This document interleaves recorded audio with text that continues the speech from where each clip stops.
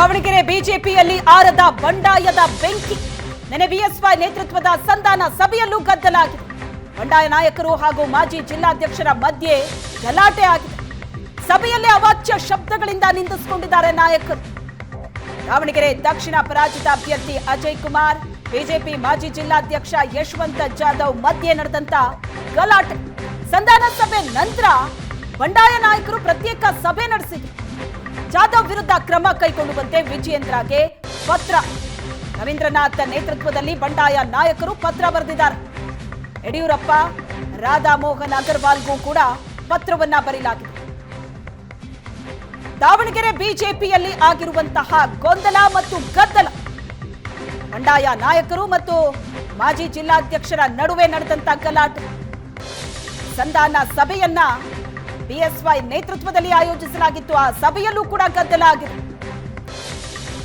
ಬಂಡಾಯದ ಬೆಂಕಿ ಹೊತ್ತಿ ಉರಿತಾ ಇದೆ ದಾವಣಗೆರೆ ಬಿಜೆಪಿಯಲ್ಲಿ.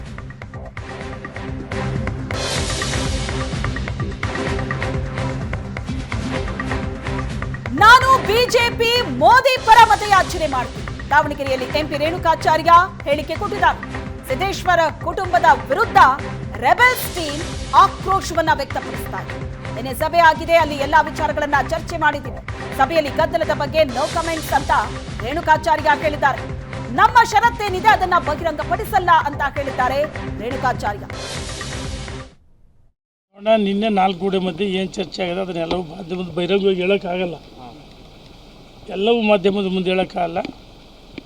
ಚರ್ಚೆಗಳಾಗಿದೆ, ಗಲಾಟೆ ಆಗಿದೆ ಅಂತ ಮಾತಾಡ್ತಾರೆ ಸರ್. ಅದ್ರ ಬಗ್ಗೆ ನಾನು ಚರ್ಚೆ ಮಾಡೋಕ್ಕೆ ಇಚ್ಛೆ ಪಡಲ್ಲ. No comments. ಶಿಸ್ತಿನ ಪಕ್ಷ ಭಾರತೀಯ ಜನತಾ ಪಾರ್ಟಿ ಶಿಸ್ತಿನ ಪಕ್ಷ. ಸಣ್ಣ ಪುಟ್ಟ ವ್ಯತ್ಯಾಸ ಇರ್ತವೆ. ಯಡಿಯೂರಪ್ಪ ಮುಂದೆ ಕೈ ಮೇಲಾಯಿಸ ಅಂತ ಹೋಗಿತ್ತು. ನನಗೆ ಮಾಹಿತಿ ಇಲ್ಲ. ಕೆಲವೊಂದು ಪೋಸ್ಟ್ಗಳೇನೋ ಬದಲಾವಣೆ ಆಗ್ಬೇಕಂತೇಳಿ ನಾವು ಕೊಟ್ಟಿಳಿದ್ರೆ ನೋಡೋಣ, ಕಾದು ನೋಡೋಣ. ಚುನಾವಣೆಗೆ ಕೆಲಸ ಮಾಡ್ತೀರಾ ಸರ್? ಏನಪ್ಪ, ಜಿಲ್ಲಾಧ್ಯಕ್ಷರನ್ನ ಬದಲಾವಣೆ ಆಗಬೇಕು ಮತ್ತು ಕೆಲವೊಂದು ಪೋಸ್ಟ್ಗಳು ಬದಲಾವಣೆ ಆಗಬೇಕು. ನಾವು ಯಾವುದೋ ಕಂಡೀಷನ್ ಹಾಕಿಲ್ಲ, ನೋಡೋಣ. ಯಾವುದು ಷರತ್ತುಗಳಿಲ್ಲ ಸರ್? ಎಲ್ಲವೂ ಮಾಧ್ಯಮದ ಮುಂದೆ ಬಹಿರಂಗ ಹೇಳೋಕ್ಕಾಗಲ್ಲ. ಈಗ ಪತ್ರನ ಬರ್ದಿದ್ದಾರೆ, ಯಾವ್ದು ಶಿಸ್ತು ಕ್ರಮ ಕೈಗೊಂಡು ಅಂತ ನನಗೆ ಮಾಹಿತಿ ಇಲ್ಲ. ನನಗೆ ಯಾವುದೂ ಮಾಹಿತಿ ಇಲ್ಲ. No comments. ಯಾವುದೂ ಮಾಹಿತಿ ಇಲ್ಲ. ನಾವು ಹೆಂಗಪ್ಪ ಅಂದರೆ ಕೆಲವು ಸರಿ